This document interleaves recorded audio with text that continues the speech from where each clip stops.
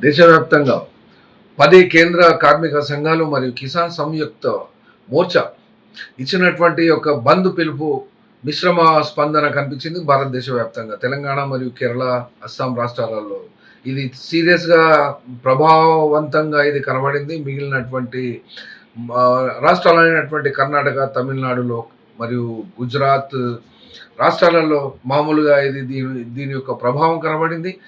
ఈ కార్మిక సంఘాలు ఇచ్చినటువంటి పిలుపు అనగా ఈ యొక్క ఇదివరకు ఉన్నటువంటి లేబర్ కోడ్స్ అనగా ఇవి 2019 నుండి 2020 మధ్యల 29 సెంట్రల్ యాక్ట్స్‌ను అనగా కార్మిక వర్గాల శ్రేయస్సు కోసం బ్రిటిష్ గవర్నమెంట్‌తో పోరాడి, కొట్లాడి ఇప్పటి వరకు నిలుపుకున్నటువంటి ఆ యొక్క చట్టాలను రద్దు చేసి 4 లేబర్ కోడ్స్‌ను ప్రవేశపెట్టినటువంటి ఈ యొక్క సర్కారుకు వ్యతిరేకంగా ఈ బంద్ పిలుపునివ్వడం జరిగింది. బంద్ ప్రభావం ఏ రకంగా ఉన్నప్పటికీ కూడా కార్మిక సంఘాలు 30 కోట్ల కార్మికులు ఈ యొక్క బంద్‌లో పాల్గొన్నారు అని వాళ్ళు చెప్తున్నారు. మరి ఇది 30 కోట్ల మంది గనక ఈ యొక్క బంద్‌లో పార్టిసిపేట్ అయితే బంద్ ఈ రకంగా ఉండదు. మొత్తం ఎరుపు మయమైపోయేది. దేశవ్యాప్తంగా ఎక్కడ కూడా దీని యొక్క కార్మికులను, కమ్యూనిస్టులను వ్యతిరేకించేటువంటి శక్తులకు తల ఎత్తడానికి కానీ, వాళ్ళు నిలబడడానికి కానీ, వాళ్ళు గెలవడానికి కానీ అవకాశం ఉండకపోయేది అని ఇది ఖచ్చితంగానే మేము చెప్పగలుగుతున్నాము. ఎందుకనంటే భారతదేశములో ఫస్ట్ కమ్యూనిస్టు పార్టీల ఏర్పాటు జరగలేదు.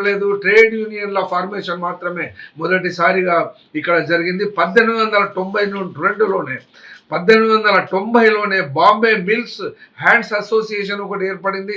అప్పటి వరకు భారతదేశంలో కమ్యూనిస్ట్ పార్టీ ఏర్పడలేదు. అట్లాగే ఫస్ట్ ట్రేడ్ యూనియన్ ఏర్పడింది కూడా మద్రాస్ లేబర్ యూనియన్ అనేది 1918లో ఏర్పడింది. కాబట్టి కమ్యూనిస్ట్ పార్టీ ఏర్పడక ముందే లేబర్ యూనియన్స్, ట్రేడ్ యూనియన్స్ భారతదేశంలో ఏర్పడినాయి. కాబట్టి ఇక్కడ కమ్యూనిస్ట్ పార్టీల కంటే ముందుగానే ట్రేడ్ యూనియనిజం అనేది కమ్యూనిస్టు పార్టీలో వచ్చినట్టుగా కనబడుతుంది.